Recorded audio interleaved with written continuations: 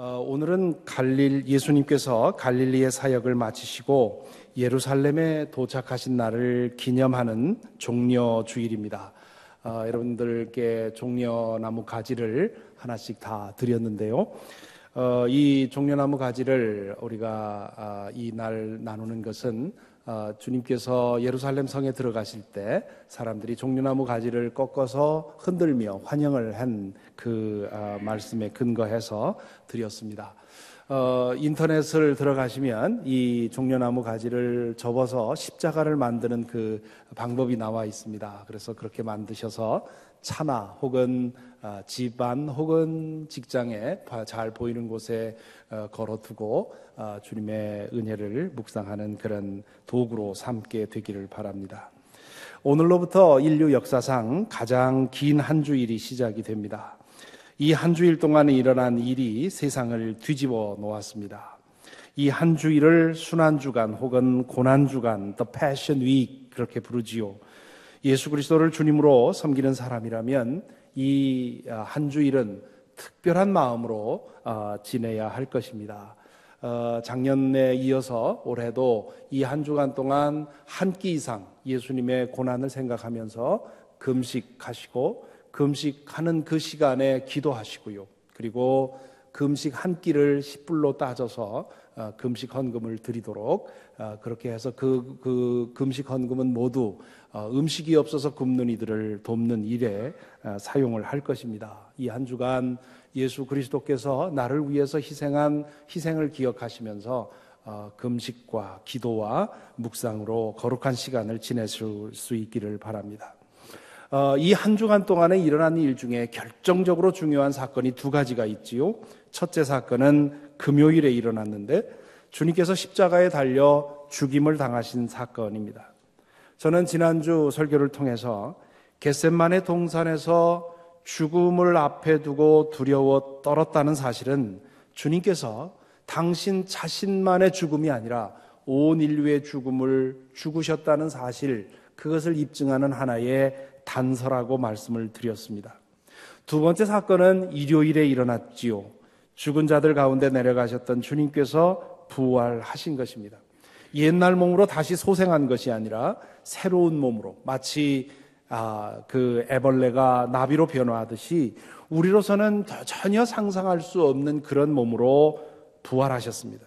이 사건으로 인해서 우리는 예수님이 단순한 한 유대 청년이 아니라고 하는 것, 십자가에서 달려 죽은 그 사람이 유대 청년이 아니라 하나님의 아들이라는 사실을 확인할 수 있었습니다. 이로써 이 한 주간에 일어난 일로서 하나님은 예수 그리스도를 통해 인류의 구원을 위해 필요한 모든 것을 완성하셨습니다. 바울 사도가 아직 우리가 죄인 되었을 때에 그리스도께서 우리를 위하여 죽으셨습니다 라고 말씀하신 것처럼 하나님께서는 우리가 존재하기도 전에 이미 그 구원에 필요한 모든 것을 준비해 두셨습니다. 그래서 우리 감리교회에서는 이렇게 우리가 아직 죄인 되었을 때에 구원을 위한 모든 것을 준비해 두신 그 은혜를 선행은총이라 그렇게 부릅니다. 내가 무엇을 하기 이전에 앞서서 주신 은총이라 그런 얘기지요. 하나님께서 우리에게 먼저 베풀어 주신 은혜가 없으면 우리로서는 구원을 받을 수가 없습니다. 이것이 예수 그리스도의 복음이지요. 이 지점에서 잠시 믿지 않는 사람들이 복음에 대해서 제기하는 질문 중 하나를 점검해 볼 필요가 있습니다. 아마도 여러분도 믿지 않을 때 이런 질문을 해 보셨을 것이고요. 또 아직도 그렇게 질문하고 계신 분도 계실지 모르겠습니다. 혹은 누군가로부터 이런 질문을 들어보았을지도 모릅니다. 그 질문은 이런 겁니다. 왜 예수만 믿어야 하는가? 다른 것은 다 무시하고 왜 예수 믿은 하나 가지고 구원과 심판을 결정해서 안 믿는 사람을 지옥에 가게 만드는가? 그렇다면 차라리 예수를 전하지 않는 것이 더 낫지 않은가? 그런 질문이지요. 만일 천국이 있다면 그 사람이 살아온 그 과정 중에서 얼마나 선하게 살았는지 그것을 점수로 매겨서 예를 들면 80점 이상은 천국 가게 하고 나머지는 떨어지게 한다든가 이러면 좀 이해가 되겠는데 왜 얼토당토 않게 예수 믿는 거 하나만 가지고 판단하느냐, 그런 질문이지요. 이것은 기독교의 구원이 무엇인지를 제대로 알지 못하기 때문에 제기하는 질문입니다. 성경을 보면 우리 인간의 상태, 특별히 하나님을 떠난 인간의 상태를 그리기 위해서 사용한 그 은유가 여러 가지가 나오는데요. 그 중에 두 가지가 매우 중요합니다. 하나는 죽음이라는 은유를 사용을 하지요.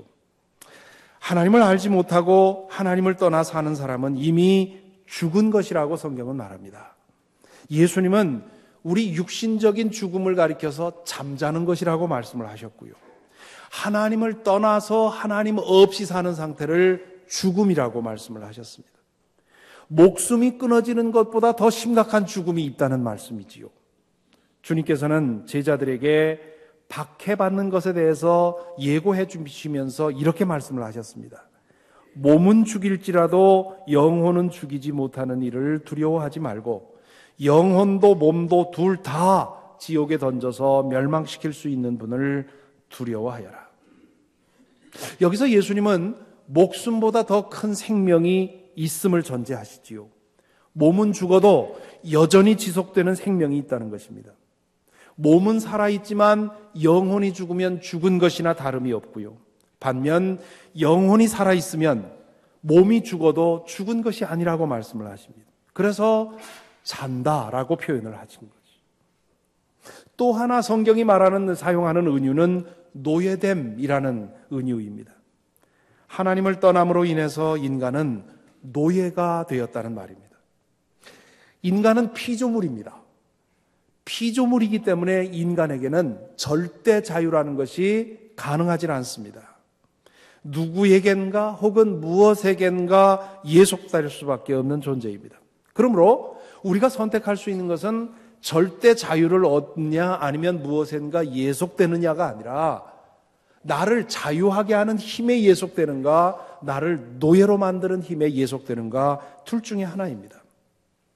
우리를 노예로 만드는 힘이 무엇입니까? 하나님을 떠나면 우리가 무엇을 잡든지 그것이 우리를 노예로 만듭니다. 돈이 우리의 목적이 되면 돈의 노예가 되고요. 성공이 우리의 인생의 목적이 되면 성공의 노예가 되고요. 자식이 우리의 인생의 목적이 되면 자식이 우리의 자식의 종이 되는 것입니다. 그것들 가운데 가장 심각한 것, 우리를 노예로 만드는 것 중에 가장 심각한 것이 두 가지가 있습니다. 성경은 우리가 사탄의 노예라고 말합니다. 사탄은 하나님을 대적하는 영적인 존재입니다. 악마 혹은 마귀 이런 말을 쓰는데요. 성경에서 이런 번역을 사용하고 있지만 저는 이 용어를 되도록이면 쓰지 않으려고 합니다. 왜냐하면 이런 용어들은 우리가 어릴 때 읽었던 동화나 귀신 이야기와 혼동하기가 쉽습니다. 그래서 그냥 성경적인 용어로 사탄이라고 부르는 것이 더 오해를 방지하는 일인데요. 사탄은 뿔 달린 귀신이 아닙니다.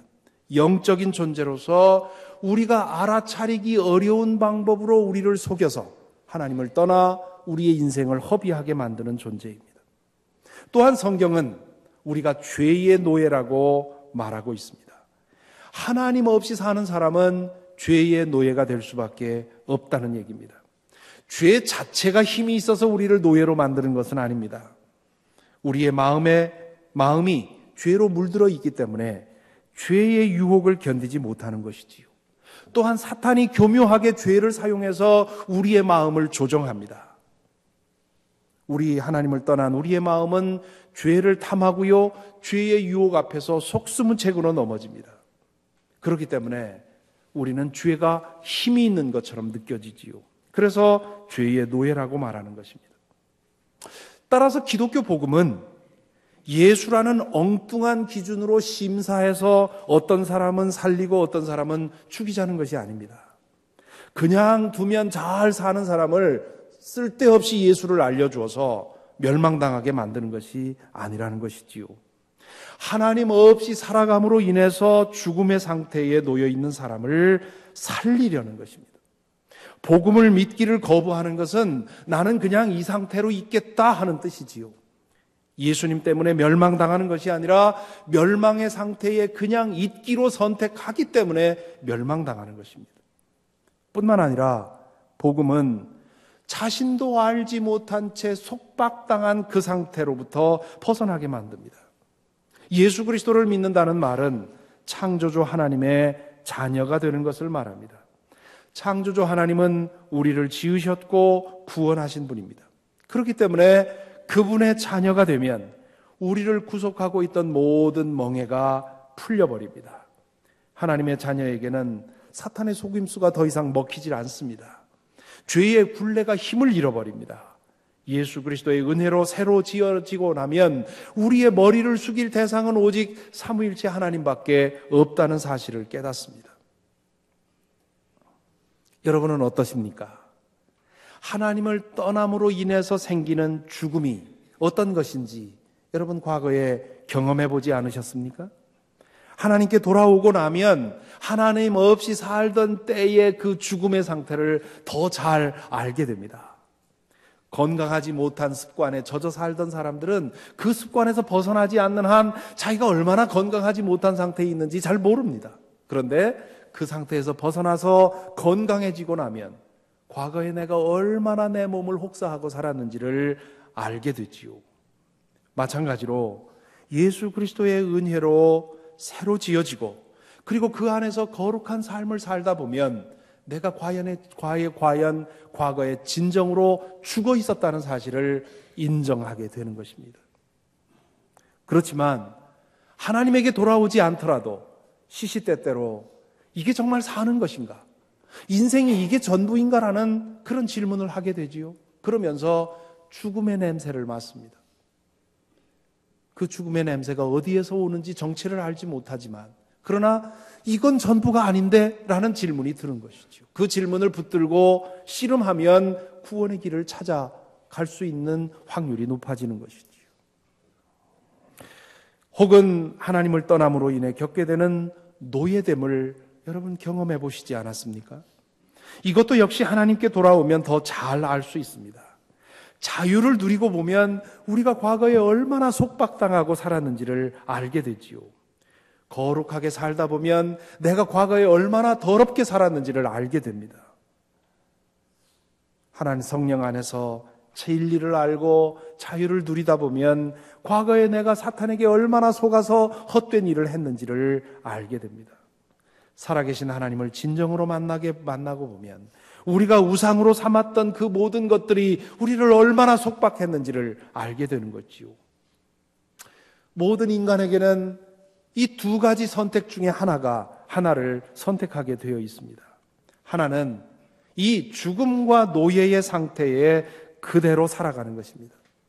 그것은 우리에게 한 번 주어진 이 고귀한 인생을 허비하는 것이고 그 인생의 끝에는 심판과 영원한 멸망이 있습니다. 심판과 멸망은 살아생전에 맛보던 그 죽음의 냄새의 실체를 보는 것이라 비유할 수 있습니다. 그 느낌이 어떨까 싶습니다. 살아가면서 가끔 죽음의 냄새를 느껴봤는데 그런데 그 냄새의 그것이 어디서 오는지 알지 못했는데 인생의 마지막에 그것이 바로 이것이구나 하고 발견했을 때 얼마나 낭패스러울지 상상이 됩니다. 다른 하나는 그 상태로부터 벗어나는 길을 찾는 것이지요. 가끔 맡게 되는 죽음의 냄새가 어디에서 나는지를 찾고 그 상태에서 벗어나는 길을 찾는 것입니다. 그것을 찾게 해주겠다는 것이 종교고 또한 철학입니다. 문제는 그 모든 것들이, 모든 종교와 철학이 다 우리를 구원하는 길이 아니라는 것입니다. 미개한 시대 혹은 미개한 나라에서도 나름대로 이것이 구원을 얻는 길이라고 가르치는 종교들이 있고 철학들이 있습니다. 그렇지만 그것은 모두 인간 편에서 구원의 길을 찾아 만든 길들입니다.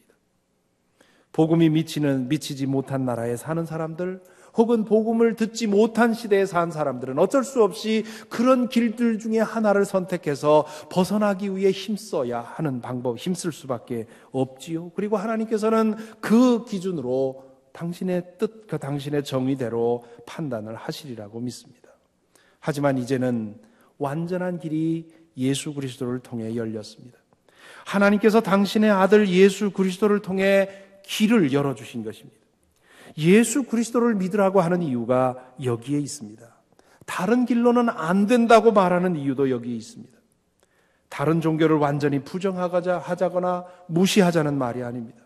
인류 역사를 통해서 선한 영향력을 만들어낸 좋은 종교들이 있습니다. 그것은 인정받아 마땅하고요. 또 그 종교들을 통해서 좋은 유익을 얻을 수도 있습니다. 다만 우리가 처한 이 죽음의 상태, 하나님 없이 삶으로써 우리에게 만들어진 이 노예됨의 상태, 그리고 그 인생의 끝에서 기다리고 있는 심판과 영원한 멸망에서 구원받을 확실한 길은 예수 그리스도를 통해 열렸다는 것입니다. 그래서 복음을 믿어야 하는 것이고, 우리가 사랑하는 사람에게 줄 수 있는 가장 좋은 선물이 복음이라고 말하는 것입니다. 이렇듯 성부 하나님께서 예수 그리스도를 통해 그 구원의 길을 완전하게 준비해 두셨습니다. 이제는 우리의 앞서서 준비된 그 구원의 길을 내 것으로 만드는 것, 그것이 우리에게 남겨진 과제입니다.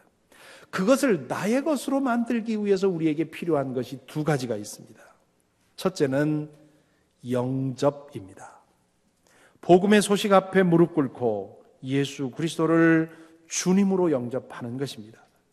성령을 통하여 지금도 우리와 함께 하시는 예수 그리스도에게 우리의 마음의 문을 열고 들어와 나의 주인이 되어 주십시오라고 초청하는 것입니다. 이것은 요한계시록에 기록된 주님의 말씀을 따른 것입니다.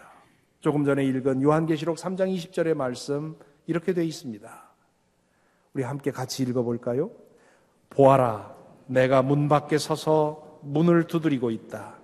누구든지 내 음성을 듣고 문을 열면 나는 그에게로 들어가서 그와 함께 먹고 그는 나와 함께 먹을 것이다.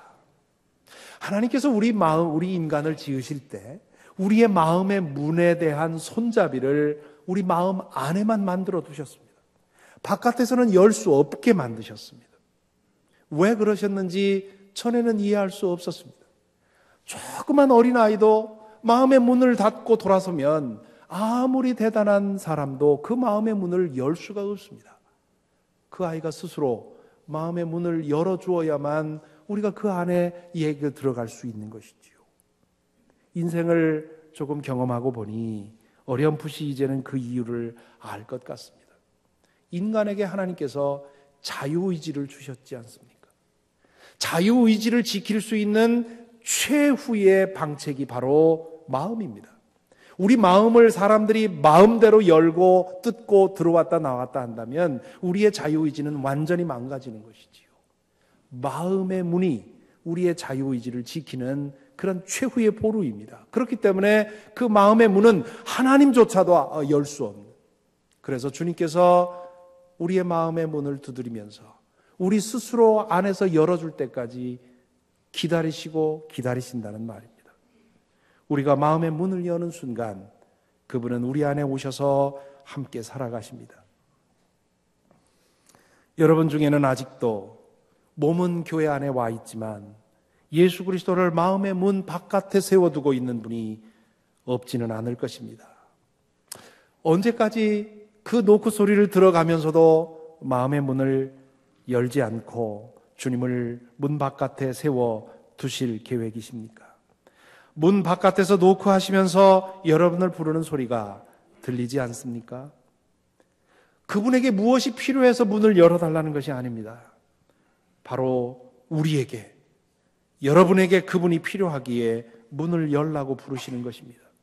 사탄과 죄의 속박으로부터 풀어주시고 어둠과 죽음의 골짜기로부터 건져주시며 참된 생명의 맛을 누리며 하나님 나라를 여기서 살아가도록 하기 위해서 마음의 문을 두드리시는 것입니다.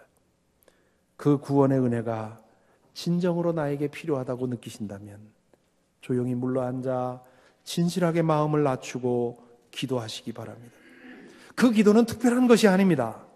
진실하게 마음의 문을 열고 주님께 말씀드리고 주님께서 내 안에 들어오시기를 초청하면 됩니다. 과거에 사형리라고 하는 Four Spiritual Laws라고 하는 아주 조그마한 전도 책자가 있었습니다. 많은 사람들을 주님 앞으로 인도하게 된 그런 전도 책자인데요. 거기에 마지막에 영접을 위한 기도문이 있는데 아주 짧은 기도문인데 이렇게 되어 있습니다.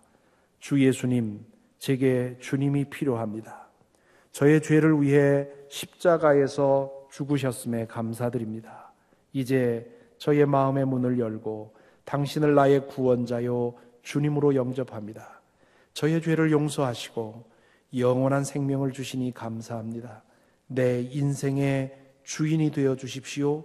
주님께서 원하시는 사람으로 저를 만들어 주십시오. 꼭 이대로 외워서 기도하라는 말이 아닙니다. 이런 내용을 담아 여러분의 말로 진실하게 기도하게 하면 됩니다. 그러면 주님께서 여러분의 마음속에 들어오십니다. 주님은 영이시기 때문에 주님이 내 안에 들어온 것을 우리의 오감으로 느끼지 못합니다. 하지만 우리는 느낌으로 믿는 것이 아닙니다. 예수 그리스도의 약속의 말씀으로 믿는 것이지요. 주님께서 그렇게 약속하셨으니 내가 마음의 문을 열고 초청하면 주님께서 들어오신 것으로 믿는 것입니다. 그것을 믿고 그렇게 살아가면 정말 주님이 우리 안에 일하고 계신 것을 문득문득 경험하게 됩니다. 이 작고 사소한 행동이 우리의 삶을 뒤집어 놓습니다. 그리고 그 사람의 삶을 통해서 때때로 인류의 역사가 뒤집어지는 것을 보게 되지요. 둘째로 하나님께서 예수 그리스도를 통해 마련해 두신 구원을 내 것으로 만들려면 영접에 더해서 동행이 필요합니다. 앞에서 인용한 말씀을 다시 한번 보겠습니다. 계시록 3장 20절에 보아라 내가 문 밖에 서서 문을 두드리고 있다. 누구든지 내 음성을 듣고 문을 열면 나는 그에게로 들어가서 그와 함께 먹고 그는 나와 함께 먹을 것이다. 마음의 문을 열고 주님을 영접하면 그것으로 끝나는 것이 아닙니다. 그렇게 영접하고 나면 매일 그분을 주님으로 모시고 동행하는 삶을 살아야 합니다. 그동안에는 나 자신이 주인이 되어 살았지만 이제는 예수님이 주인이 되는 거지요. 그동안엔 나 혼자 살았지만 이제는 주님과 함께 무슨 일을 하든지 함께 살아가는 것입니다. 그렇게 매일을 사는 것이지요. 그럴 때 주님께서 이루어 놓으신 구원의 은혜가 내 속에 현실로 경험되는 것입니다. 많은 사람들이 바로 이 지점에서 실패를 합니다. 교우들로부터 가끔 듣는 고민 중에 그런 것이 있지요. 목사님, 저는 진실하게 주님 앞에 무릎 꿇고 주님을 내 삶 속에 영접했는데 아무리 생각해도 내 속에 주님이 안 계십니다. 기회 있을 때마다 주님께 내 마음 안에 와달라고 부탁하고 있는데 아무래도 주님 내 안에 안 계신 것 같습니다. 그런 분들과 더 깊이 대화를 하다 보면 공통된 문제를 발견합니다. 주님을 영접하는 것은 잘하는데 매일 주님과 함께 동행하는 것에 대해서는 잘 하지 못한다는 것이지요.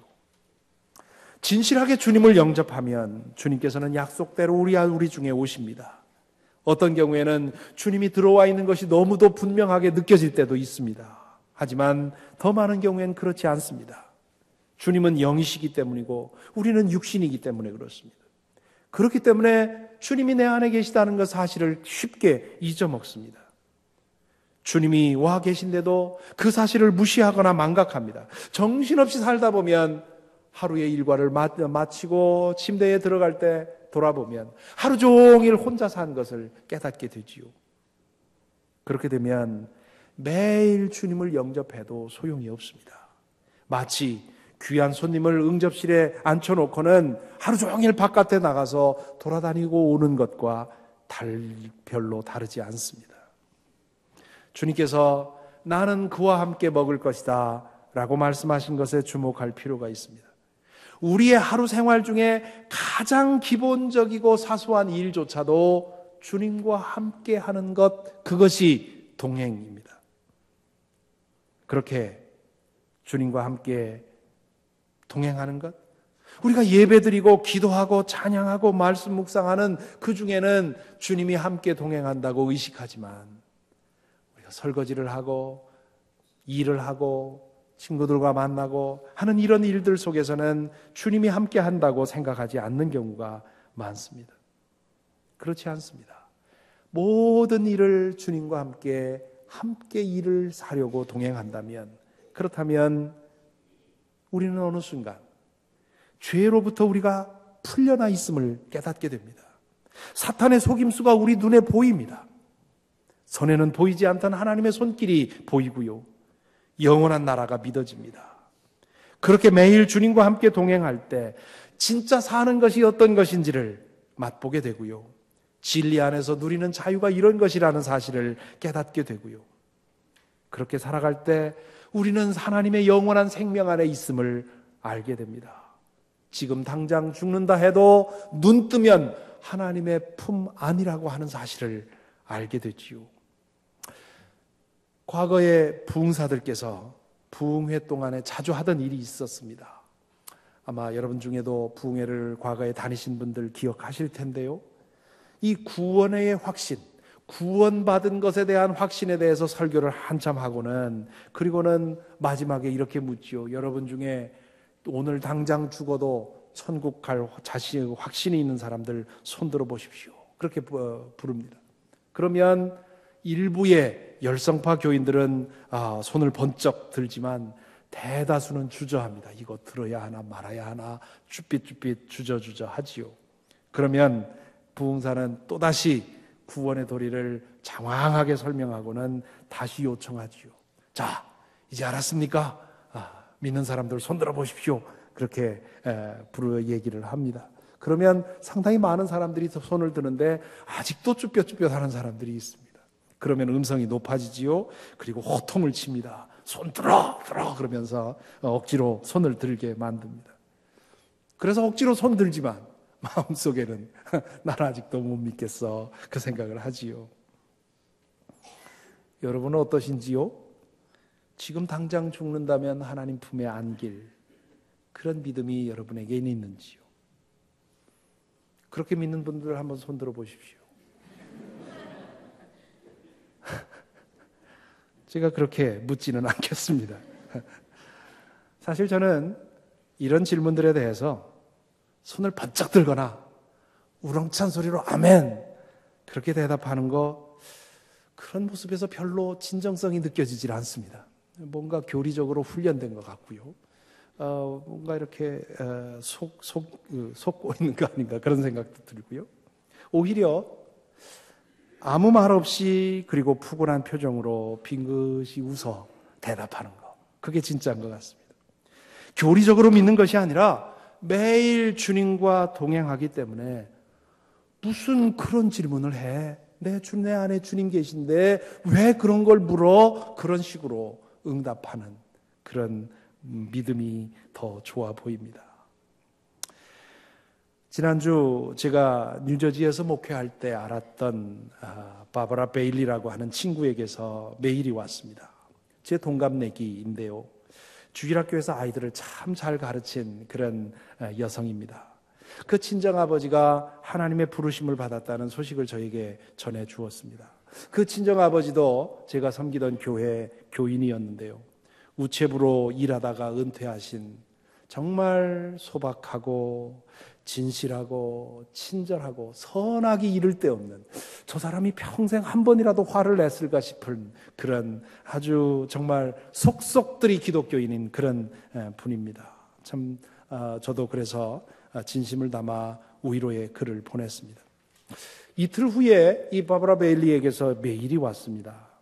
아버지를 보낸 바로 그날 아침에 자기에게 하나님께서 주신 은혜가 있다고, 그걸 나누고 싶다고 메일을 보내왔는데요, 그걸 우리말로 번역을 해서 제가 읽어드리겠습니다. 친정 아버지가 돌아가시는 날 아침에 하나님의 사건이 나에게 일어났습니다. 아버지가 운명하신 시간에 나에게 일어난 일입니다. 월요일 저녁부터 화요일 아침까지 나는 온 밤을 뒤척이며 자는 둥 마는 둥 했습니다.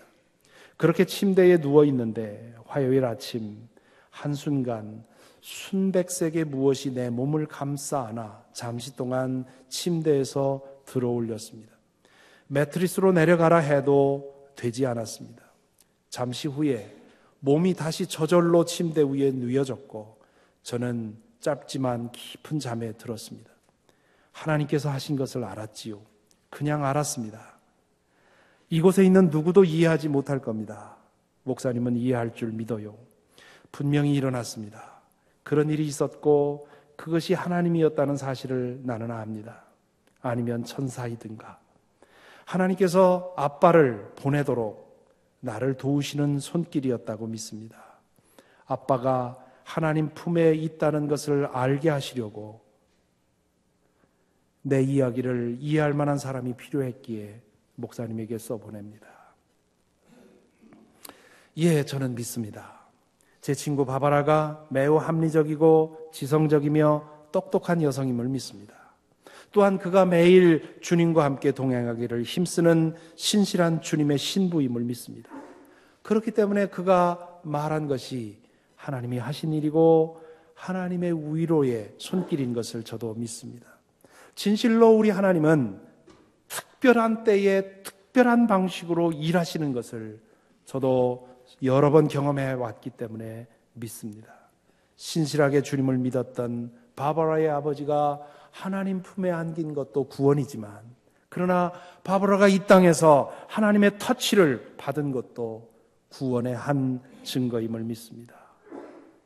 사랑하는 성도 여러분, 그래서 이 시간 간절한 마음으로 다시 권면합니다. 혹시 아직도 소 안에 주님이 없는, 아직도 주님께서 문 밖에서 문을 두드리고 있는 분이 계시다면 복음 앞에 무릎 꿇으시기를 바랍니다.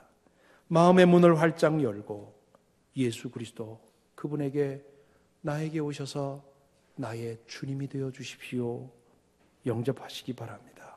그리고 매일 주님과 함께 동행하시기 바랍니다. 그러면 주님이 내 안에 있고 내가 주님 안에 살고 있음을 체험하실 것입니다. 참된 생명의 근원에서 나오는 생명의 맛을 보실 것이고요. 사탄과 죄의 노예살이로부터 해방될 것이고 하나님의 진노에 대한 두려움이 아니라 하나님의 사랑에 감동해서 살아가게 될 것입니다. 그렇게 산다면 누군가가 여러분에게 당신은 구원받았습니까? 당신은 오늘 죽는다 해도 하나님의 품에 안길 수 있습니까? 라고 묻게 될 때 푸근한 미소로 응답할 수 있을 것입니다.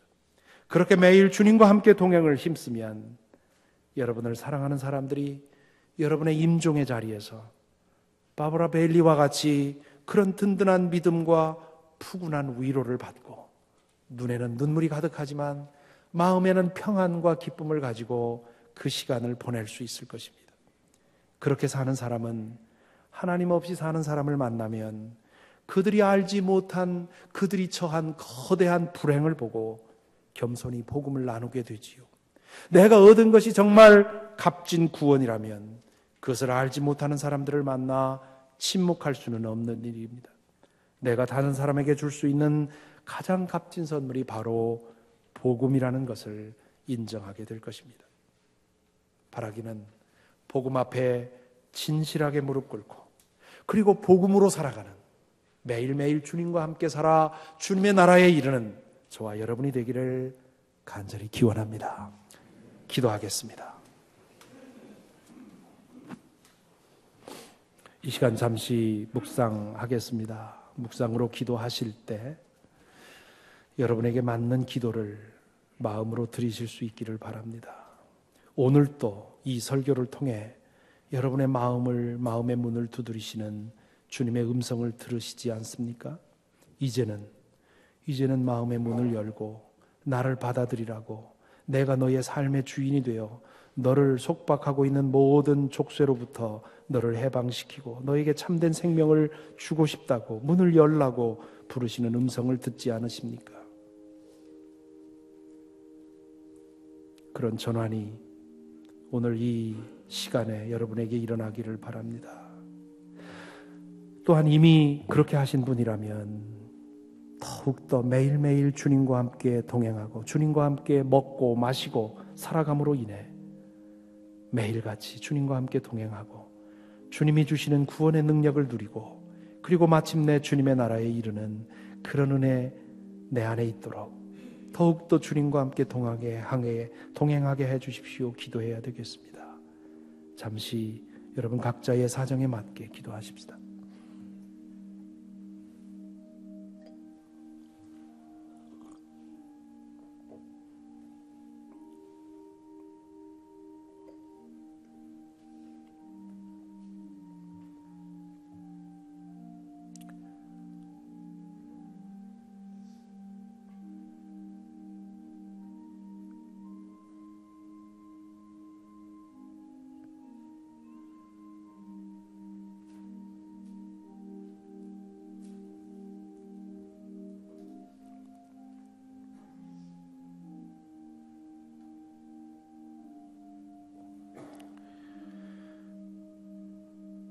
사랑의 주님, 저희의 구원에 필요한 모든 것을 준비해 주신 주님, 저희의 마음을 만져주셔서 마음의 빗장을 열게 하시고 주님을 영접하게 하옵소서.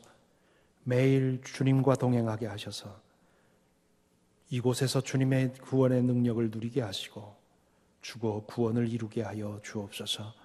예수 그리스도 이름으로 기도하옵나이다. 아멘.